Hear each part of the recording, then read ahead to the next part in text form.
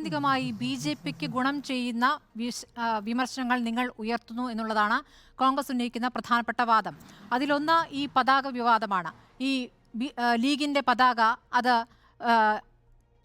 പാകിസ്ഥാൻ കൊടിയാണ് എന്ന രൂപത്തിൽ കഴിഞ്ഞ തെരഞ്ഞെടുപ്പിൽ തന്നെ ബി.ജെ.പി നോർത്ത് ഇന്ത്യയിൽ ആ രൂപത്തിൽ പ്രചരിപ്പിച്ചതാണ്. അതുകൊണ്ട് ഇത്തവണ അവർ പതാക വേണ്ട എന്ന് നിശ്ചയിച്ചപ്പോൾ നിങ്ങൾ ആ വിഷയം ആവർത്തിച്ച് ഉന്നയിച്ചുകൊണ്ട് കോൺഗ്രസിനെ പ്രതിരോധത്തിലാക്കാൻ ശ്രമിക്കുന്നു എന്നാണ് നിങ്ങൾ പറയുന്നത്. പക്ഷേ അത് യഥാർത്ഥത്തിൽ ഗുണം ചെയ്യുക ബി.ജെ.പിക്കല്ലേ? അവിടെയാണ് നിങ്ങളെ കേരളത്തിലെ ബി.ജെ.പിയുടെ വർക്കിംഗ് പ്രസിഡന്റാണ് പിണറായി വിജയൻ എന്ന് ഡി.കെ. ശിവകുമാറിനെ പോലുള്ള നേതാക്കൾ പറയുന്നത്. മറുപടി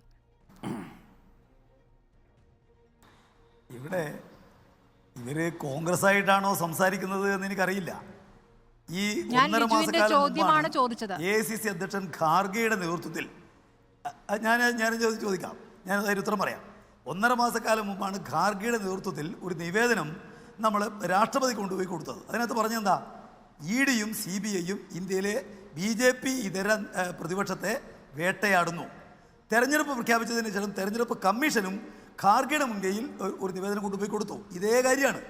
EDയും അതുപോലെ തന്നെ മറ്റ് കേന്ദ്ര ഏജൻസികളും BJP ഇതര ആളുകളെ, പ്രതിപക്ഷ നേതാക്കന്മാരെ, ഗവൺമെൻറ്റുകളെ വേട്ടയാടുന്നു. അതിൻ്റെ ഭാഗമാണോ ഈ കോൺഗ്രസ് എന്ന് പറയേണ്ടത്? അവരാണ്. പിന്നെ ഇവിടെ ഇപ്പോൾ ഈ BJP വിരുദ്ധതയെ സംബന്ധിച്ച് പറയുന്നത്, ഞാൻ നേരത്തെ ചോദിച്ചു, BJPക്കെതിരെ അതുപോലെ തന്നെ നരേന്ദ്രമോദിക്കെതിരെ എന്തെങ്കിലും ഒരു സമരം രാഹുൽ ഗാന്ധി അടുത്തായിട്ട് പറയാൻ വേണ്ടി കഴിയുമോ? അദ്ദേഹത്തിനെതിരായിട്ട് ഒരു കേസ് അതിൻ്റെ പേരിൽ വന്നതായിട്ട് അറിയോ? അദ്ദേഹത്തെ എപ്പോഴെങ്കിലും അറസ്റ്റ് ചെയ്തതായിട്ട് നമുക്കറിയോ? ഇല്ലല്ലോ. അതെല്ലാം ഞങ്ങൾ അനുഭവിച്ചിട്ടുണ്ട്. പിന്നെ BJPക്കാരൻ പറയുമ്പോൾ അഴിമതി വിരുദ്ധ ഉള്ളടക്കം. ഞാൻ ചോദിക്കട്ടെ, ഇന്ത്യയുടെ ചരിത്രത്തെ 76 വർഷക്കാലത്തിനുള്ളിൽ ഏറ്റവും വലിയ അഴിമതി നടത്തിയിട്ടുള്ള നേതാവാരാണ്? പാർട്ടി ഏതാണ്? നരേന്ദ്രമോദിയാണ്, BJPയാണ്. ഇവിടെ 2800 കോടി റുപ്പിയാണ് EDയെ അതുപോലെ തന്നെ CBIയെ എല്ലാം അയച്ചിട്ട് BJPക്ക് തട്ടിയെടുത്തത്. അത് അഴിമതിയല്ലാതെ, ലീഗലൈസ് അഴിമതിയല്ലാതെ വേറെ എന്താ? അതിനു പുറമെ രാഫേൽ ഇടപാട്, പെഗാസസ്, അദാനി ഓഹരി വ്യാപം അഴിമതി, ഉജ്ജയിൻ ഭൂമി തട്ടിപ്പ്, കർണാടകയിലെ കമ്മീഷൻ, എത്ര ആക്ഷേപങ്ങൾ നരേന്ദ്രമോദിക്കെതിരെ വന്നു. എന്നിട്ട് അതൊന്നും അഴിമതിയല്ല. ഞാൻ ചോദിക്കട്ടെ, ഇവിടെ കോൺഗ്രസ് ഇത്തരം കാര്യങ്ങളെ കുറിച്ച് മിണ്ടുന്നുണ്ടോ? അവർ സംസാരിക്കുന്നത് ഇവിടെ കേരളത്തിലെ മുഖ്യമന്ത്രിയെ സംബന്ധിച്ചല്ലേ? കേരളത്തിലെ കോൺഗ്രസ് നേതൃത്വത്തെ അല്ലല്ലോ വിമർശിക്കുന്നത്. രാഹുൽ ഗാന്ധിയെ ആവർത്തിച്ച് വിമർശിച്ചുകൊണ്ടിരിക്കുകയാണല്ലോ. അപ്പോൾ അദാനിക്കെതിരെയുള്ള വിമർശനങ്ങൾ അതിശക്തമായി ദേശീയ തലത്തിൽ ഉന്നയിക്കുന്ന രാഹുൽ ഗാന്ധിയെ നിങ്ങൾ ഇവിടെ കേരളത്തിൽ പ്രതിരോധത്തിലാക്കുന്നത് എന്തുകൊണ്ട് എന്ന ചോദ്യമാണ് ഉയരുന്നത്. ഇതേപോലെ രാഹുലിനെ നിങ്ങൾക്ക് മറ്റേതെങ്കിലും സംസ്ഥാനങ്ങളിൽ പോയി വിമർശിക്കാൻ പറ്റുമോ എന്നൊരു ചോദ്യം കൂടിയുണ്ട്. ശ്രീ എം പ്രകാശൻ, ഇവിടെ പറയുന്നത് പോലെ രാഹുൽ ഗാന്ധിക്കെതിരെ മറ്റേതെങ്കിലും സംസ്ഥാനത്ത് പോയി നിങ്ങൾ പ്രസംഗിക്കുന്നു? ഓ, കേട്ടില്ല. റിപ്പോർട്ടർ പ്രവർത്തിക്കുന്നത് കേരളത്തിലാണല്ലോ. കേരളത്തിൽ നിരന്തരമായി BJP വിരുദ്ധ പ്രസംഗം നടത്തുന്ന ഒരു കാര്യമില്ല. എന്തുകൊണ്ടെന്നറിയോ? കേരളത്തിൽ BJP എന്ന് പറയുന്നത് ഒരു പാർട്ടിയാണോ? ഇവിടെ ബഹുമാനപ്പെട്ട മുഖ്യമന്ത്രി പറഞ്ഞല്ലോ, ഒരൊറ്റ സീറ്റിലും 2ാം സ്ഥാനത്തേക്ക് വരാൻ സാധ്യതയില്ലാത്തൊരു പാർട്ടി എന്തിനു വിമർശിക്കണം? ആരെങ്കിലും ഈച്ചയെ വെടിവെച്ച് കൊല്ലുമോ? ഇവിടെ BJP ഒരു ശക്തിയാണ്. അവർ ഇപ്പം ഞാൻ സ്ഥിരമായിട്ട് LDFനോട് പ്രസംഗിക്കുന്ന ഒരാളാണ്. ഞാൻ എൻ്റെ പ്രസംഗത്തിൽ 1 മണിക്കൂറാണ് പ്രസംഗമെങ്കിൽ 10 മിനിറ്റ് നേരം നരേന്ദ്രമോദിയെ സംബന്ധിച്ച് പറയും. ഞാൻ ബാക്കി 50 മിനിറ്റ് ഞാൻ പറയുന്നത് കോൺഗ്രസിനെതിരായിട്ടാണ്. കാരണം ഇവിടെ BJP എന്ന് പറയുന്ന ഒരു രാഷ്ട്രീയ ശക്തിയല്ലല്ലോ.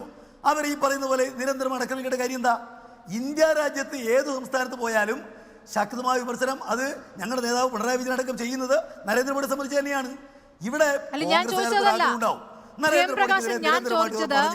ചോദിച്ചത് രാഹുൽ ഗാന്ധിക്കെതിരെ ഇവിടെ ഉന്നയിക്കുന്ന വിമർശനം മറ്റ് പുറത്തുപോയി മറ്റേതെങ്കിലും സംസ്ഥാനത്ത് രാഹുൽ ഗാന്ധിക്കെതിരെ, മോദിക്കെതിരെ അല്ല പറഞ്ഞത്, രാഹുൽ ഗാന്ധിക്കെതിരെ നടത്താൻ നിങ്ങൾക്ക് സാധിക്കുമോ?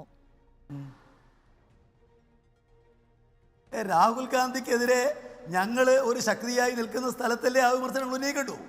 കേരളത്തിൽ രാഹുൽ ഗാന്ധിക്കെതിരെ ഞങ്ങളൊരു ശക്തിയാണ്. ഞങ്ങളും രാഹുൽ ഗാന്ധിയുടെ പാർട്ടിയും തമ്മിലാണ് മത്സരം. ഞങ്ങളും രാഹുൽ ഗാന്ധിയുടെ പാർട്ടിയും തമ്മിൽ മത്സരമുള്ള വേറെ സ്റ്റേറ്റുള്ളത്. കേരളത്തിന് പുറത്ത് നിങ്ങൾക്ക് ഈ രാഹുൽ ഗാന്ധി എന്ന വ്യക്തിയെ നിങ്ങൾ പറയുന്നതുകൊണ്ടാണ് ഞാൻ ചോദിക്കുന്നത്. കേരളത്തിന് പുറത്ത് നിങ്ങൾക്ക് കോൺഗ്രസിനെയും രാഹുൽ ഗാന്ധിയുടെയും പിന്തുണ ആവശ്യമുണ്ട്. അതെങ്ങനെയാണ് ന്യായീകരിക്കപ്പെടുക? ദേശീയ തലത്തിൽ നിങ്ങളൊരു സഖ്യമാവുകയും ഇത് ദേശീയ മാധ്യമങ്ങളടക്കം, ദേശീയ മാധ്യമങ്ങൾ എന്ന പ്രയോഗം ശരിയല്ലായിരിക്കാം, ഇംഗ്ലീഷ് ഹിന്ദി മാധ്യമങ്ങളടക്കം ഇവിടെ ഇന്ത്യ മുന്നണിയിലെ 2 നേതൃത്വങ്ങൾ തമ്മിലുള്ള തർക്കമായി പരിഹസിച്ചുകൊണ്ട് ഈ 2 പ്രതികരണങ്ങളെയും പ്രസംഗങ്ങളെയൊക്കെ എടുത്ത് ഉപയോഗിക്കുന്നുണ്ട്. ഞാൻ ചോദിക്കുന്നത്, ഇവിടെ നിങ്ങൾക്ക് രാഹുലിനെ വിമർശിക്കാം, നിങ്ങൾക്ക് മറ്റൊരു സംസ്ഥാനത്ത് പോയി പറ്റുമോ? അവിടെ നിങ്ങൾക്ക് കോൺഗ്രസിന്റെ പിന്തുണ വേണം. നിങ്ങൾക്ക് എങ്ങനെയെങ്കിലും 4ഇടത്തെങ്കിലും വിജയിച്ചല്ലേ പറ്റൂ. ദേശീയ പറ്റേണ്ട പാർട്ടി കാര്യമുണ്ടോ? ഞാൻ ദേശീയ പാർട്ടി പേര് നിലനിർത്താൻ അങ്ങനെ പറ്റേണ്ട കാര്യമുണ്ടോ? ഞാൻ ചോദിക്കുന്നത് അങ്ങനെ പറ്റേണ്ട കാര്യമുണ്ടോ? കോൺഗ്രസിനെ എവിടെയെങ്കിലും തോൽപ്പിക്കാൻ ഞങ്ങൾക്ക് താല്പര്യമുള്ള സ്ഥലത്തല്ലേ രാഹുൽ ഗാന്ധി പറ്റി നമ്മൾ പറയണ്ടു. അത് കേരളത്തിലാണ്. കേരളത്തിലെ അങ്ങനെയെങ്കിൽ സംസ്ഥാനത്തെ കോൺഗ്രസിനെതിരെ നിങ്ങൾക്ക് ഒരുപാട് വിഷയങ്ങളുണ്ടല്ലോ പറയാൻ. സംസ്ഥാനത്തെ കോൺഗ്രസിനെതിരെ പറയാൻ ഒരുപാട് വിഷയങ്ങളുണ്ടല്ലോ. നിങ്ങൾക്ക് ഭരണ നേട്ടങ്ങൾ പറയാമല്ലോ. ഇതൊന്നും പറയാതെ രാഹുലിലേക്ക് ഊന്നുമ്പോഴാണ് സംശയം വരുന്നത്. അത് മോദിയെ സഹായിക്കാനാണെന്ന് അപ്പുറത്ത് കോൺഗ്രസ് പറയുന്നു.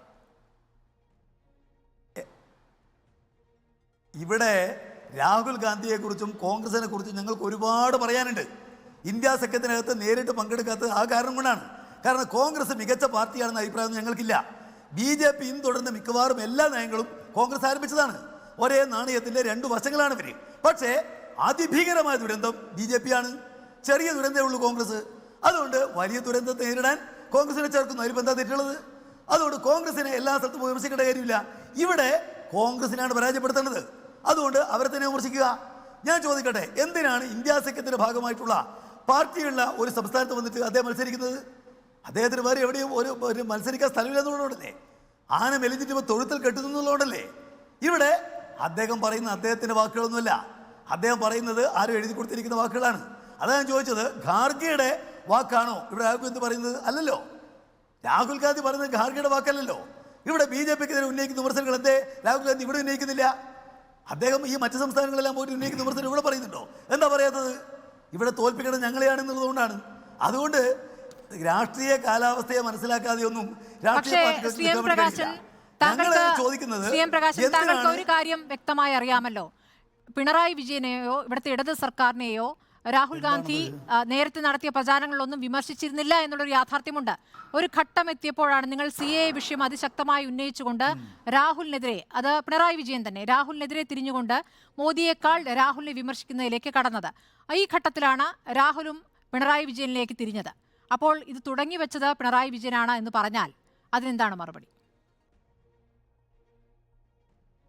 ആരും തുടങ്ങി വെച്ചു എന്നുള്ളതല്ല ഇതിനകത്ത് വിഷയം. ഇന്ത്യ രാജ്യത്തിൻ്റെ മതനിരപേക്ഷത തകരുമ്പോൾ അത് സംരക്ഷിക്കാൻ വില കൊടുക്കേണ്ട പാർട്ടി ഞങ്ങൾ വിചാരിക്കുന്ന ഇന്ത്യൻ നാഷണൽ കോൺഗ്രസ് ആണ്. കാരണം രാജ്യത്താകെ വേറിട്ടൊരു പാർട്ടിയാണിത്. നിർഭാഗ്യവശാൽ അവർ ചെയ്യുന്നെന്താ? അവർ മൃദു ഹിന്ദുത്വം സ്വീകരിക്കുകയാണ്. CAA വിജയിപ്പിക്കാൻ ആവശ്യമായ സഹായം ചെയ്യുകയാണ്. ഇന്ത്യ രാജ്യത്ത് BJP സ്വീകരിക്കുന്ന വർഗീയ നയങ്ങൾക്ക് കൂട്ടുകേൽക്കുകയാണ്. രാമക്ഷേത്രത്തിൻ്റെ വിഷയത്തിൽ അത് കാണാൻ വേണ്ടി കഴിയും. CAA നിയമം പാസാക്കിയതിൽ കാണാൻ വേണ്ടി കഴിയും. കരി നിയമങ്ങൾക്ക് പിന്തുണ അത് കാണാൻ വേണ്ടി കഴിയും. രാഹുൽ ഗാന്ധി പ്രസംഗിച്ച കാര്യം ഇപ്പോൾ ചൂണ്ടിക്കാണിച്ചല്ലോ ശ്രീ എം പ്രകാശൻ. ആ പ്രസംഗത്തിന് പിറ്റേ ദിവസവും എന്താണ് രാഹുൽ മിണ്ടാത്തതെന്ന് പിണറായി വിജയൻ ചോദിച്ചുകൊണ്ടേയിരിക്കുന്നു എന്നുള്ളതാണ്.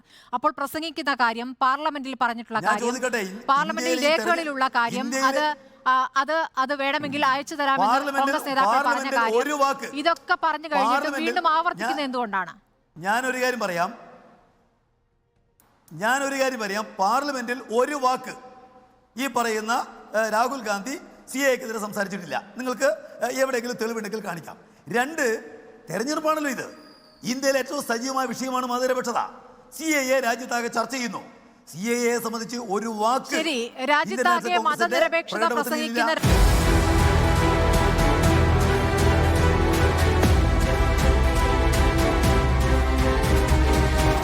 ഡിബേറ്റ് വിത്ത് സ്മൃതി പരുത്തിക്കാട്.